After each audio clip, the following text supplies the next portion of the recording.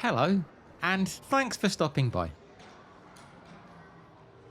Tucked away in Hendon, northwest London, the Royal Air Force Museum has been showcasing the incredible history of military aviation since 1972, and in my opinion, it's one of London's most fascinating and often overlooked collections. The museum spans an expansive site, with everything from full-sized aircraft to the smallest of personal artefacts on show, all housed within 6 large buildings, which, rather appropriately, are called hangars. Best of all, entry is completely free. In this video, I'd like to take you through some of the most intriguing items in the museum, including relics connected to the legendary Red Baron, a bizarre spiky explosive, secret maps and radios, the mighty Vulcan Bomber, and much more. So let's dive in. Perhaps the best place to start is by looking at the actual site of the museum, which in itself is of historical interest. You see, Hendon has a strong connection with the early days of aviation. In 1909, just 6 years after the Wright brothers made the first powered flight in the Kitty Hawk in North Carolina, a company named Everett and Edgecombe established an aircraft factory on Collindale Avenue, just to the west of this location. Consequently, an airfield quickly developed here, and in 1910, a flying school was established in Hendon by the French engineer, inventor and aviator Louis Blériot, the man who in July 1909 had made the first flight across the English Channel. You can see a fragment from one of the propellers used in Louis' pioneering feat in the museum.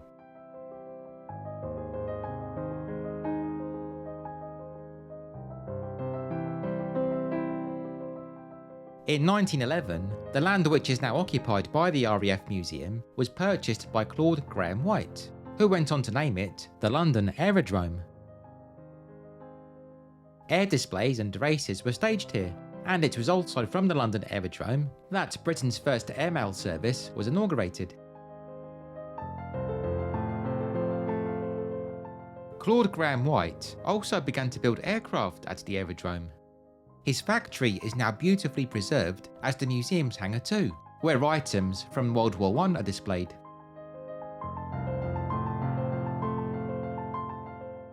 You can even have a look around Claude's office, which is furnished with replicas of fancy early 20th century furniture.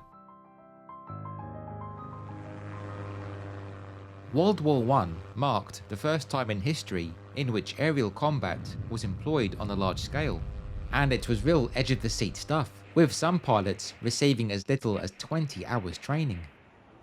This is one such training craft, which had 2 seats, but only one set of controls, meaning the instructor would have to shout above the engine noise and lean over to correct errors. Not a job I would have fancied. By far the most famous pilot of the Great War was the German fighter ace Manfred von Richthofen, aka the Red Baron, so called of course because he liked to paint his aircraft in distinctive shades of red. This panel is taken from one of the planes he flew, and this is his flying cap. Although Manfred von Richthofen downed 80 aircraft, killing many, he was greatly respected by the Allies, and when he himself was killed in combat in April 1918, Australian troops granted him a full military funeral. Such respect for the bravery of airmen was mutual, as shown by this cross, which was erected by the Germans in 1916, in honour of a British pilot named Arthur Fisher. Another item related to the Red Baron is this tiny blue glass dog, which Manfred von Richthofen kept as a lucky mascot, for it reminded him of his pet dog, Maritz, a Great Dane, which he once declared to be the most beautiful being in all creation. Such mascots were common amongst pilots in both World Wars, as demonstrated by these soft toys displayed in the museum.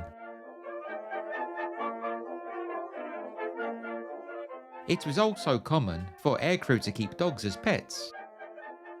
This Royal Flying Corps, as the Air Force was then known, jacket, was lovingly handmade for one such canine mascot in 1916. Another popular booster for morale, which continues to this day, is the use of nose art, which pilots paint on the side of their craft, and quite a few examples of which can be seen across the museum. These two, a rather sinister looking demon and the slightly more jovial thumbs up, date from the First World War. These distinctive shark teeth, meanwhile, are from World War II. As is this depiction of Donald Duck, emblazoned on the side of a beautiful American P-51 Mustang. Donald Duck was chosen for this design as the Mustang's pilot was named Donald Emerson, a fellow who, tragically, was killed in action on Christmas Day 1944.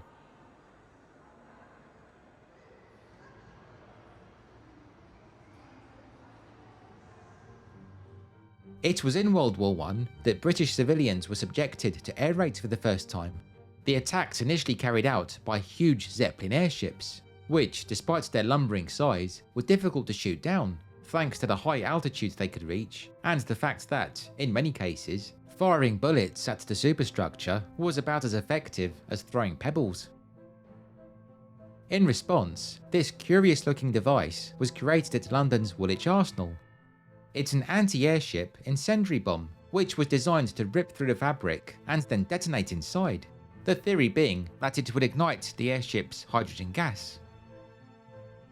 It would seem such devices were never effective though, and it wasn't until September 1916 that a Zeppelin was finally downed over Britain, over Cuffley to be precise, just north of Enfield, by William Leaf Robinson.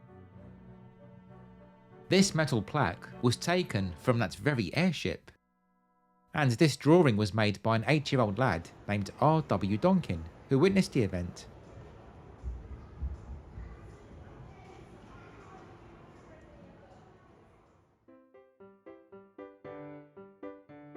One of the most peculiar aircraft on display in the museum is the Supermarine Southampton, a large flying boat, much of it built from wood, which entered service with the RAF in the mid-1920s. This particular example was used for marine patrols, although in 1928 it suffered damage during a storm. In the wake of this, it spent many years as a houseboat on the River Debden in Essex. This hatch-like front door, complete with a letterbox, was part of that incarnation.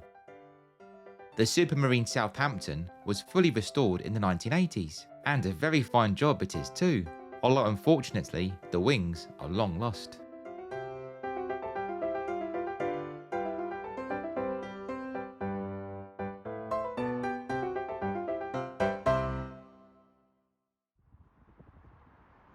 In 1922, Hendon Aerodrome was taken over by the government, and in 1925, ownership passed on to what had now become the Royal Air Force.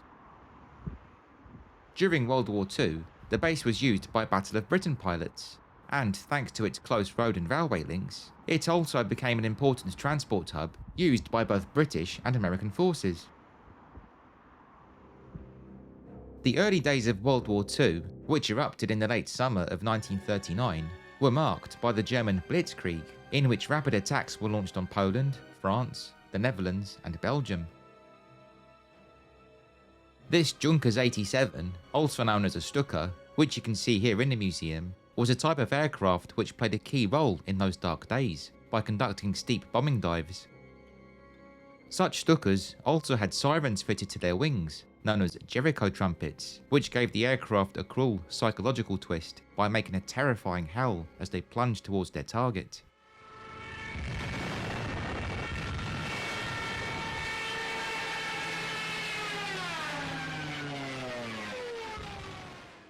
In the summer of 1940, the Battle of Britain began, with Hitler's main aim being to destroy the Royal Air Force and achieve air superiority.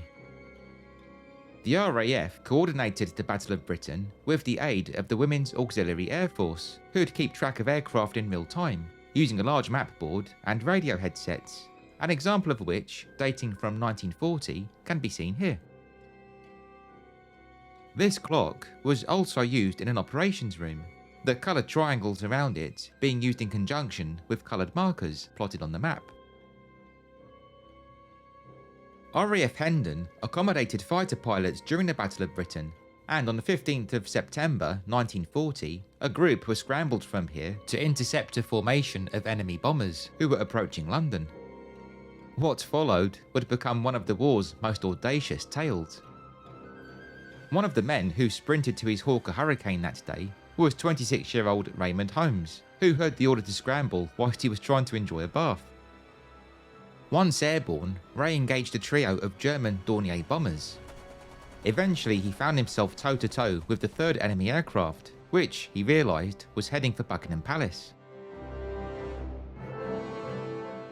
Ray opened fire, but discovered he'd used all of his ammunition, and so, in a last-ditch attempt to prevent the Dornier, he rammed his Hurricane into it. This sent the Dornier plummeting down, but Ray's Hurricane was destroyed too. Incredibly, someone managed to take this photograph of the incident. Luckily, Ray managed to bail out and parachuted into someone's back garden in Pimlico, landing rather unceremoniously in a bin. He then called a taxi back to Hendon. His Hurricane, meanwhile, ended up crashed outside Victoria Station, where, years later in 2004, its remains were unearthed, including this very engine which powered Ray's Hurricane that day. Ray was present at that dig, and he passed away the following year, aged 90.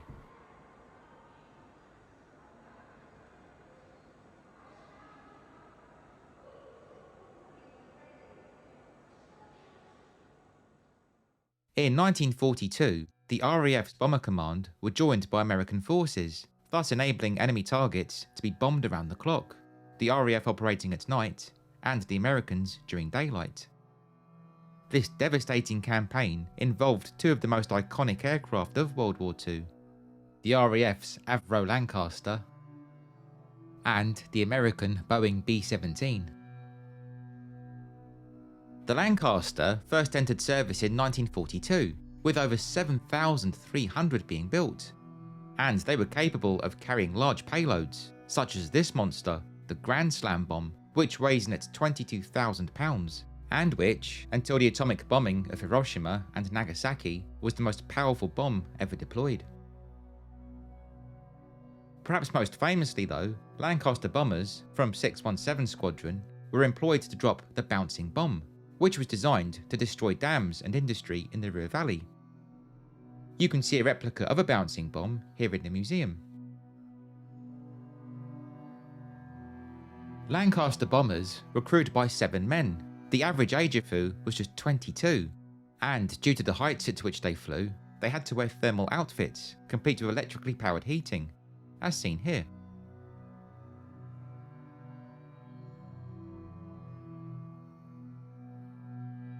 On average, a single Lancaster could expect to complete 21 missions before being lost.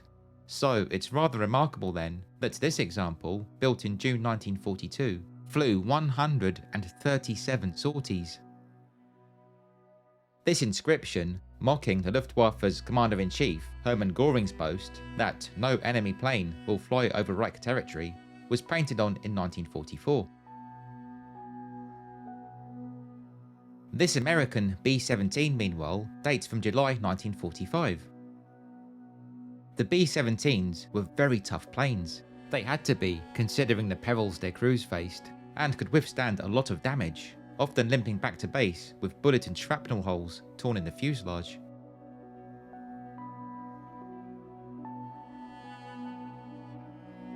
They were also heavily armed, their numerous gun positions earning them the nickname the Flying Fortress. One such gun turret was the Bull turret, which rotated beneath the B-17's belly, a dreadfully claustrophobic position in which to be locked, with the gunner having to lie back with his knees bent up. Looking at it here brings to mind the short and very disturbing poem written by Randall Jarrell, who served in the Air Force, entitled The Death of the Bull Turret Gunner. From my mother's sleep I fell into the state, and I hunched in its belly till my wet fur froze. 6 miles from earth, loosened from its dream of life, I woke to black flak and the nightmare fighters. When I died, they washed me out of the turret with a hose. 10:30 coming around. Those 10:30 upper or lower? B17 out of control at 3 o'clock.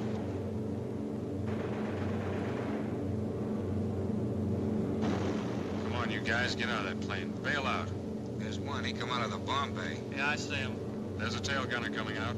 Watch out for fighters. Keep your eye on them.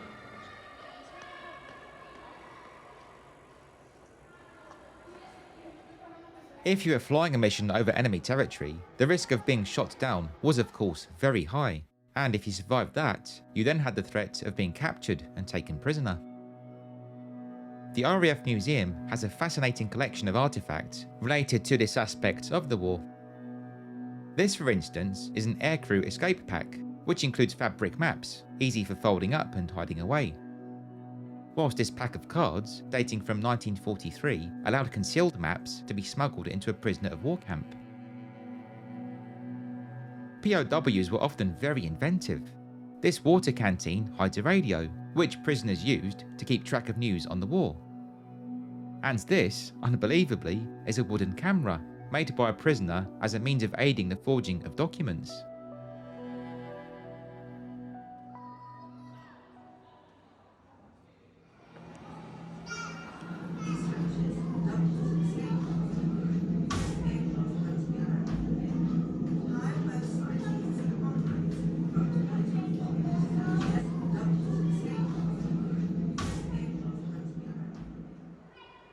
This unusual looking craft is a German Messerschmitt Komet, which was brought into service in 1944. Incredibly, this little craft was rocket powered, the idea being that it could shoot up to intercept Allied bombers in rapid time. And it was indeed very fast, capable of soaring up to over 39,000 feet in less than 3.5 minutes. The Komet was ineffective though, for it only had 8 minutes worth of fuel, and going at the speed it did, it was tricky for pilots to take aim at enemy craft. One American fighter pilot, who was escorting a formation of B-17s, recalled seeing a Messerschmitt Komet speed past his formation in July 1944. It was like a bat out of hell, he recalled, as he watched the tiny craft rocket over a mile above his own position. As well as being too fast to be effective, and with 163 pilots alone being killed during testing and training, the Komets also had a major downside in that they relied on extremely dangerous rocket fuel, which caused a number of explosive incidents on the ground in which aircrew were killed or seriously wounded.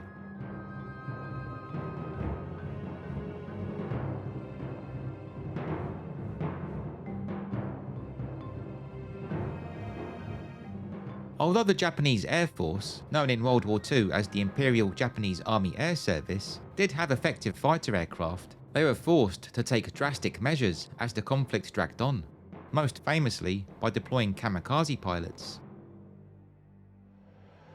This small aircraft, which of course was never used, was designed for that purpose, and had it taken off, it would have been packed with explosives, the pilot inside guiding the craft like a missile on a one-way trip to its target. Contrary to popular belief, the vast majority of kamikaze pilots were not fanatics who leapt at the chance to die for their emperor. In fact, it was quite the opposite. When the scheme commenced in 1944, not a single person volunteered. Instead, authorities had to strong-arm pilots, often university students, into the role, employing a mixture of threats and incentives aimed at their families. In all, around 4,000 kamikaze pilots died in the war.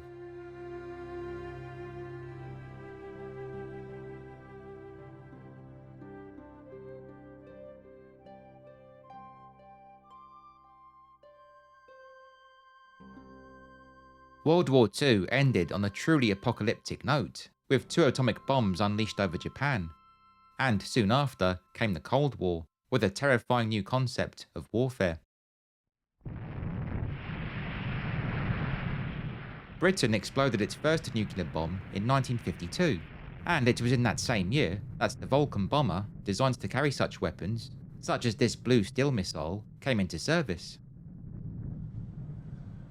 Although commissioned for a horrific purpose, it can't be denied that the Vulcan is a stunningly beautiful aircraft, and it's incredible to think that it's only slightly younger than the Lancaster. Indeed, both aircraft were designed by the same team. The Vulcan, of which 130 were built, was famous for its signature banshee-like howl when taking off. Quite appropriate considering the deadly payload it was to carry, and in their early days they were painted bright white so as to reflect any nuclear flash.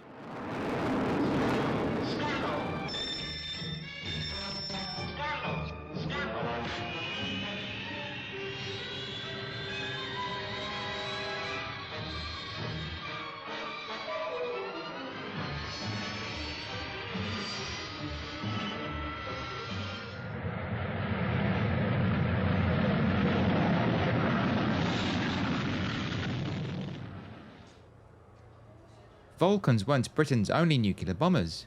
They were joined by two other models, the Victor and the Valiant, which together formed the so-called V-Force.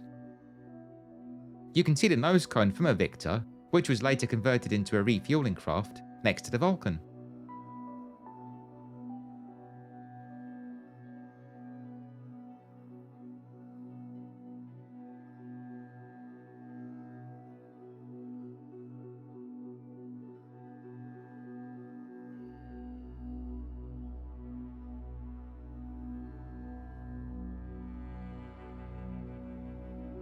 In later years, the Vulcan switched to a conventional bombing role, and in 1982, Vulcans from RAF Waddington saw action in the Falklands War, when, during Operation Black Buck, they conducted a number of audacious and extremely long-range missions, attacking Stanley Airfield and numerous Argentine positions.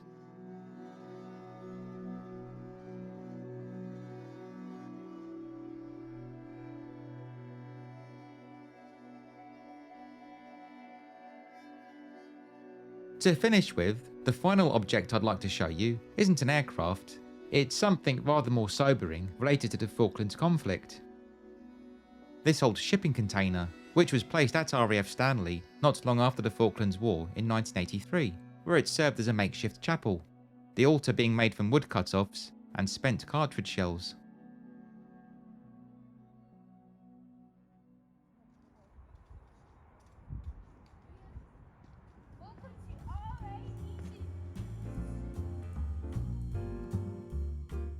Thank you so much for watching. I hope you enjoyed this look around the RAF Museum in Hendon, and as always, I'd love to hear your own thoughts. Have you visited the museum yourself? If so, what was your favourite artefact? And would you like me to cover more museums like this? Please be sure to let me know in the comments. If you haven't yet subscribed to Rob's London, then I'd appreciate it very much if you could please consider doing so, as this, along with clicking the bell icon to receive notifications, will ensure that you don't miss out whenever I publish a new video. Plus of course, it'd be wonderful to have you along.